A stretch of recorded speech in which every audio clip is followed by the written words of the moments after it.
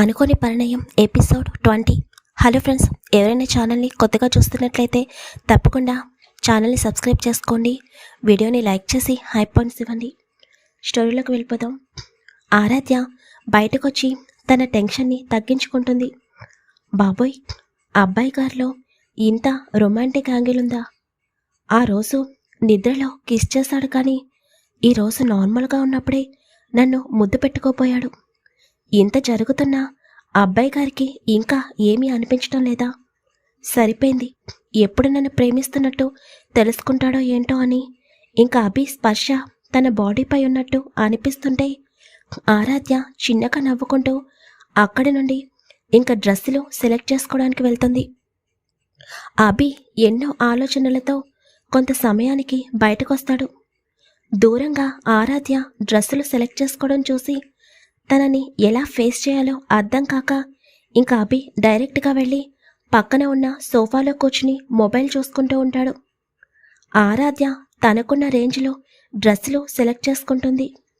తర్వాత అభి దగ్గరికి వెళ్ళి, అభి సార్, నా సెలెక్షన్ అయిపోయింది, ఇంకా శారీ సెక్షన్కి వెళ్ళాలి అని ఆరాధ్య చిన్నగా అంటుంటే అభి ఆరాధ్య మాటకి ఒక్కసారిగా ఉలిక్కి పడతాడు.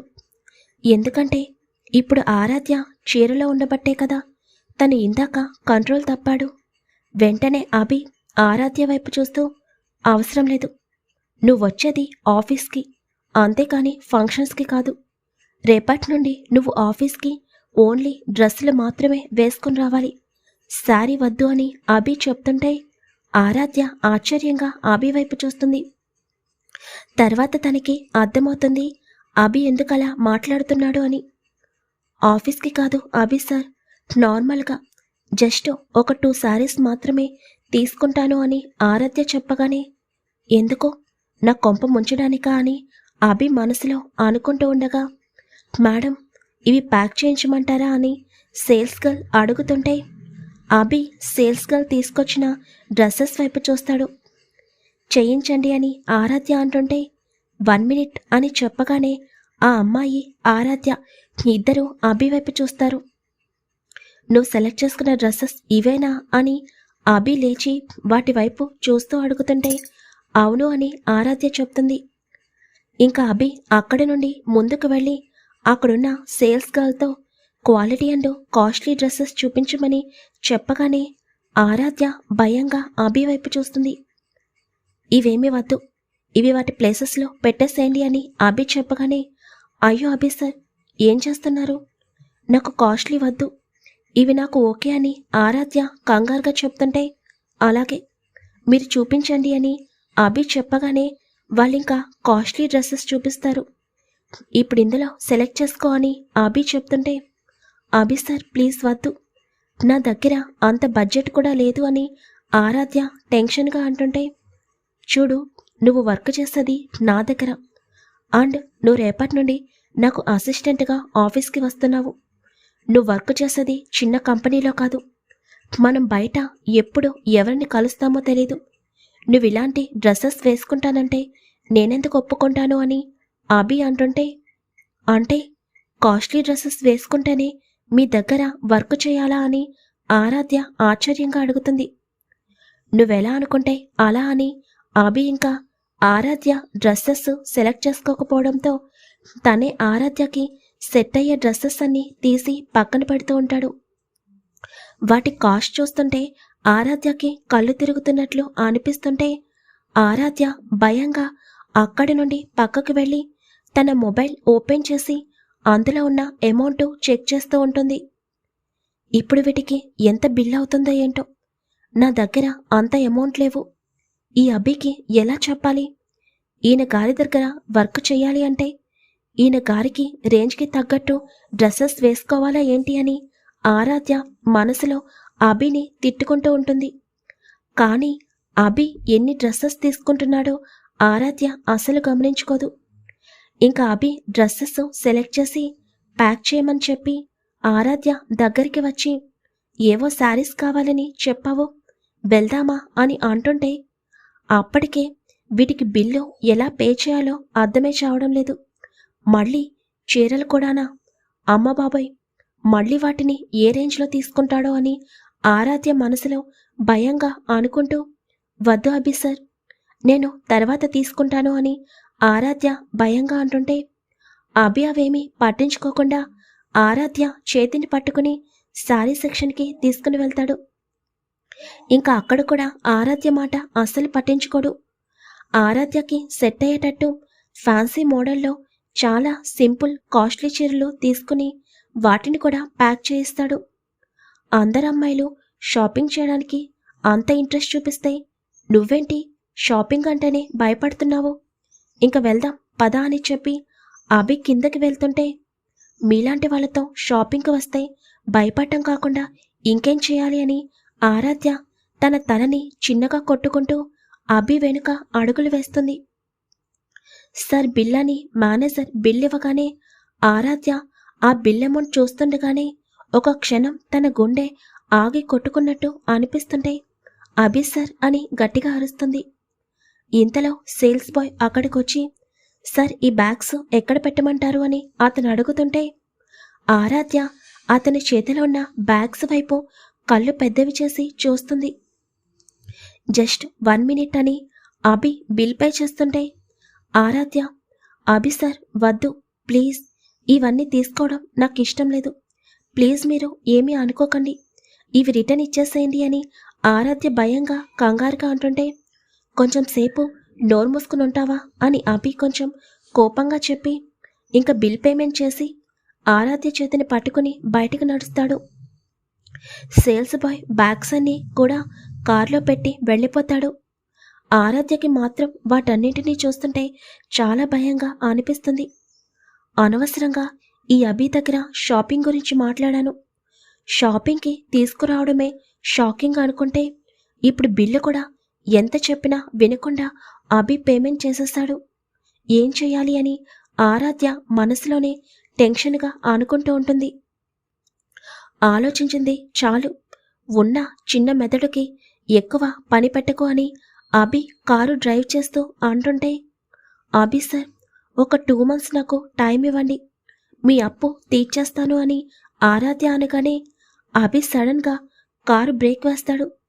వాట్, ఏం మాట్లాడుతున్నావు అని అభి కోపంగా అంటుంటే, ఇప్పుడు నా దగ్గర అంత అమౌంట్ లేవు, ఎలాగో ఈ 2 months జాబ్ చేస్తాను కదా, మీ అమౌంట్ మీకు ఇచ్చేస్తాను అని ఆరాధ్య చిన్నగా అంటుంటే, ఇంకొక మాట నీ నోట్ల నుండి వచ్చింది అంటే ఈ కారులో నుండి బయటకు తోసేస్తాను, డోర్ మూసుకుని కూర్చో అని అభి సీరియస్గా చెప్పి కారుని స్పీడ్గా తన ఇంటి వైపుకు పోనిస్తాడు.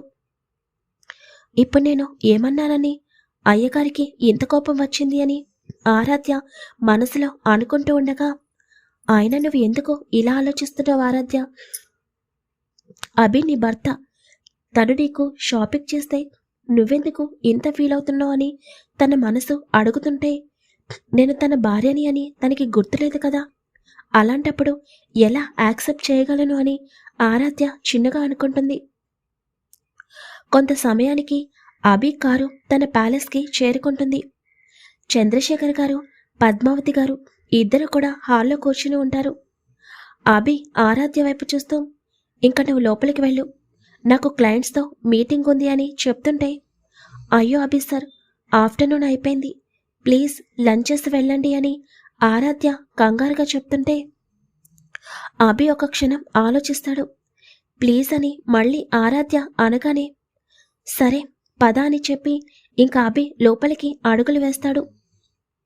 అభి లోపలికి రావడం చూసి, అభి ఈ టైంలో నువ్వు ఇంటికి, నువ్వు బాగానే ఉన్నావా అని చంద్రశేఖర్ గారు అడుగుతుంటే, డాడీ నేను బాగున్నాను, చిన్న పని మీద బయటకు వచ్చాను అని చెప్పి అభి హ్యాండ్ వాష్ చేసుకుని డైనింగ్ టేబుల్ దగ్గర కూర్చుంటాడు. ఆరాధ్య స్పీడ్గా కిచెన్లోకి వెళ్ళి తను అభి కోసం ప్రిపేర్ చేసిన ఐటమ్స్ అన్నీ తీసుకుని వస్తుంది. పద్మావతి గారు కోపంగా ఆరాధ్య వైపే చూస్తూ ఉంటారు. రోజురోజుకి ఈవిడ గారేంటి ఇలా అందంగా రెడీ అవుతున్నారు, ఎప్పుడూ లేనిది చీర కట్టింది, పైగా ఇద్దరు కలిసొచ్చారు, ఏం జరుగుతుంది అని పద్మావతి గారు మనసులో కోపంగా అనుకుంటూ ఉంటారు. అభి రంగయ్య వైపు చూస్తూ, రంగయ్య కారులో బ్యాగ్స్ ఉన్నాయి, తీసుకుని వచ్చి ఆరాధ్య రూమ్లో పెట్టు అని చెప్పగానే అలాగే బాబు అని రంగయ్య బయటకు వెళ్ళి షాపింగ్ చేసిన బ్యాగ్స్ అన్నీ తీసుకుని లోపలికి వస్తుంటే పద్మావతి గారు వాటివైపు కళ్ళు పెద్దవి చేసి చూస్తారు. ఆరాధ్య అభికి ఫుడ్ పెట్టగానే అభి టైం చూసుకుంటూ స్పీడ్గా లంచ్ చేస్తూ ఉంటాడు. రంగయ్య బ్యాగ్స్ అన్నీ కూడా ఆరాధ్య రూమ్లో పెట్టి బయటకు వెళ్ళిపోతాడు. పద్మావతి గారు వాటి వైపు చూస్తూ ఏంటివి అని మనసులో అనుకుంటూ ఎవరూ చూడకుండా నెమ్మదిగా అక్కడి నుండి ఆరాధ్య రూమ్లోకి వెళ్తుంది. అభి లంచ్ కంప్లీట్ చేసి డాడీ నాకు క్లయింట్స్తో మీటింగ్ ఉంది అని ఒక అడుగు ముందుకు వేసి ఇంతలో ఫైల్స్ తన రూమ్లో ఉన్నట్టు గుర్తుకొచ్చి డైరెక్ట్గా స్టెప్స్ మీదుగా తన రూమ్లోకి వెళ్ళిపోతాడు. పద్మావతి గారు లోపలికి వెళ్ళి బ్యాగ్స్ ఓపెన్ చేసి చూస్తుంటే అందులో డ్రెస్సెస్ ఉంటాయి. అమ్మో, ఎంత కాస్ట్లీ డ్రెస్సెస్! అలాగే చీరలు కూడా అంతే కాస్ట్లీవి. అంటే ఇవన్నీ దీనికోసం అభి కొన్నాడా అని పద్మావతి గారు కోపంగా అనుకుంటూ హాల్లోకి వస్తారు. అమ్మ ఆరాధ్య, షాపింగ్కి వెళ్ళావా అని చంద్రశేఖర్ గారు అడుగుతుంటే అవునంకుల్, కార్తిక్ని తీసుకుని వెళ్ళమన్నాను, కానీ అభి సార్ తీసుకుని వెళ్తారు అనుకోలేదు అని ఆరాధ్య చిన్నగా అంటుంటే పద్మావతి గారు బయటకొచ్చి చుట్టూ చూస్తారు. అభి కనిపించకపోయేసరికి అభి వెళ్ళిపోయాడు అనుకుని పద్మావతి గారు ఆరాధ్య దగ్గరికొచ్చి ఆ బ్యాగ్స్ ఏంటి అని కోపంగా అడుగుతారు. అభి అప్పుడే తన రూమ్లో నుండి బయటకొస్తూ స్టెప్స్ దిగుతూ ఉండగా పద్మావతి గారి మాటకి తన అడుగులు నెమ్మదిగా పడతాయి.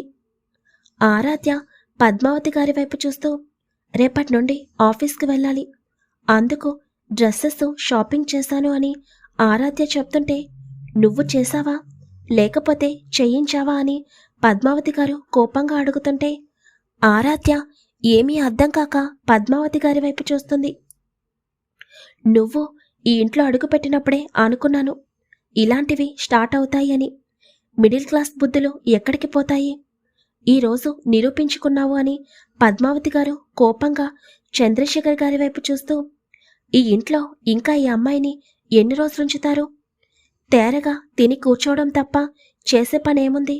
ఇంక ఈ అమ్మాయిని బయటకు పంపించాలని అనుకోవడం లేదా అని పద్మావతి గారు కోపంగా అంటుంటే పద్మావతి గారి మాటలకి అభి చేతి పిడికిలి గట్టిగా బిగుసుకుంటుంది.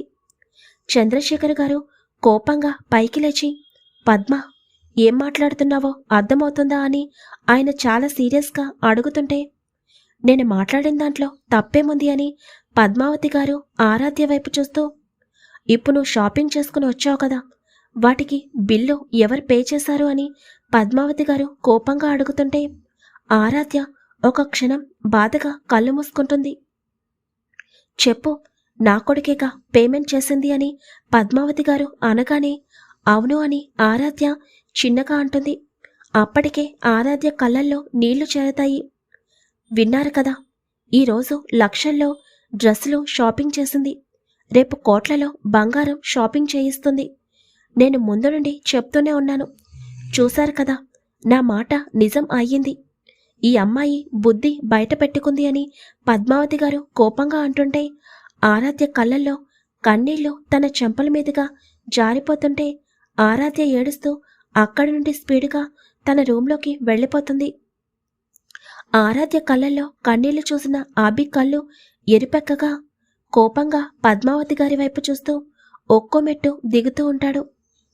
ఆరాధ్య ఏడుస్తూ లోపలికి వెళ్ళిపోయేసరికి చంద్రశేఖర్ గారు వెంటనే పద్మావతి గారి వైపు చూస్తూ పద్మావతి గారి చెంపపై కొట్టగానే ఆమె పక్కనే ఉన్న సోఫాలో పడిపోతుంది. చంద్రశేఖర్ గారు పద్మావతి గారిని కొట్టగానే అభి ఆగి ఇద్దరి వైపు చూస్తూ ఉంటాడు. నీకు ఆరాధ్య వచ్చిన రోజున చెప్పాను తన గురించి తప్పుగా మాట్లాడవద్దు అని, అయినా కూడా ప్రతిసారి తనని నీ మాటలతో బాధ పెడుతూనే ఉన్నావు. తను అన్ని మౌనంగా భరిస్తూ వస్తుంది. తన వల్ల ఈ కుటుంబానికి ఎంత మంచి జరిగిందో నాకు తెలుసు, నీకు తెలుసు. తను ఇంట్లో ఉండటం వల్ల ఈ కుటుంబం మళ్ళీ ఎంత సంతోషంగా మారిందో నీకు తెలియదా అని చంద్రశేఖర్ గారు కోపంగా అంటుంటే పద్మావతి గారు తన చెంపపై చేతిని వేసుకుని చంద్రశేఖర్ గారి వైపు కోపంగా చూస్తారు. చంద్రశేఖర్ గారి మాటలకు అకి అర్థం కాక తను కనుబొమ్మలు ముడిచి చంద్రశేఖర్ గారి వైపు చూస్తాడు. చూడు, ఈరోజు నేను ఇంత సంతోషంగా ఉన్నానంటే కారణం ఆరాధ్య మాత్రమే. ఇంకొకసారి నీ వల్ల ఆరాధ్య కన్నీళ్లు పెట్టుకున్నా, ఆరాధ్యని ఏమన్నా అన్నా నేను అస్సలు ఊరుకోను అని చంద్రశేఖర్ గారు కోపంగా ఆరాధ్య రూమ్ వైపుకు వెళ్తారు. ఆరాధ్య వల్ల డాడీ హ్యాపీగా ఉన్నారా? తన కుటుంబానికి మంచి చేసిందా? ఏం చేసింది అని అభి ఆలోచిస్తూ ఉండగా ఇంతలో తన చూపు పద్మావతి గారిపైన పడుతుంది. అభికి ఆరాధ్య ఏడవటం, తన కళ్ళల్లో కన్నీళ్లు గుర్తుకొస్తుంటే అభి కోపంగా పద్మావతి గారికి ఎదురుగా వచ్చి నుంచుంటాడు. అయితే అభి ఇంట్లో లేడు అని అనుకున్న పద్మావతి గారికి తన ఎదురుగా అభి వచ్చి నుంచోగానే ఒక్కసారిగా భయంగా అభి వైపు చూస్తూ లేచి నుంచుంటారు. అభి ఫేస్లో కనిపిస్తున్న కోపానికి పద్మావతి గారు భయంగా అభి వైపు చూస్తూ, ఇదేంటి, ఈ అభి ఆఫీస్కి వెళ్ళలేదా అని మనసులో కంగారుగా అనుకుంటూ ఉండగా, డాడీలాగా నేనైతే అస్సలు సాఫ్ట్గా చెప్పను. ఇంకొకసారి మీ వల్ల ఆరాధ్య కళ్ళల్లో కన్నీళ్లు చూస్తే నా ట్రీట్మెంటు వేరే విధంగా ఉంటుంది అని అభి చాలా సీరియస్గా చెప్పేసరికి పద్మావతి గారు భయంగా అక్కడి నుండి తన రూమ్లోకి వెళ్ళిపోతారు. ఆరాధ్య విండోలో నుండి బయటకు చూస్తుంటే తన కళ్ళల్లో కన్నీళ్ళు వస్తూనే ఉంటాయి. అభి ఆరాధ్య రూమ్ దగ్గరికి వెళ్ళి డోర్ దగ్గర నుండి లోపలికి చూస్తాడు. చంద్రశేఖర్ గారు ఆరాధ్య దగ్గరికి వెళ్ళి అమ్మ ఆరాధ్య అని పిలవగానే ఆరాధ్య వెంటనే తన కన్నీళ్ళని తుడుచుకుని చంద్రశేఖర్ గారి వైపు చూస్తూ, నేను అభికి వద్దు అని చెప్పాను అంకుల్, కానీ అసలు వినలేదు అని ఆరాధ్య చిన్నగా ఏడుస్తూ మాట్లాడుతుంటే, ప్లీజ్ అమ్మా, నువ్విలా ఏడుస్తుంటే నాకు చాలా బాధగా ఉంది. నా భార్య అన్న మాటలు పట్టించుకోకు. నేను కానీ అభి కానీ ఏమన్నా అంటే నువ్వు బాధపడాలి, కానీ నీ గురించి తెలియని వాళ్ళు మాట్లాడితే బాధపడ్డం ఏంటి తల్లి? ఆయన నీకు డ్రెస్సెస్ కొనిచ్చింది ఎవరు? అభినే కదా. నీ వల్ల ఈ కుటుంబానికి ఎంత మంచి జరిగిందో నాకు తెలుసు.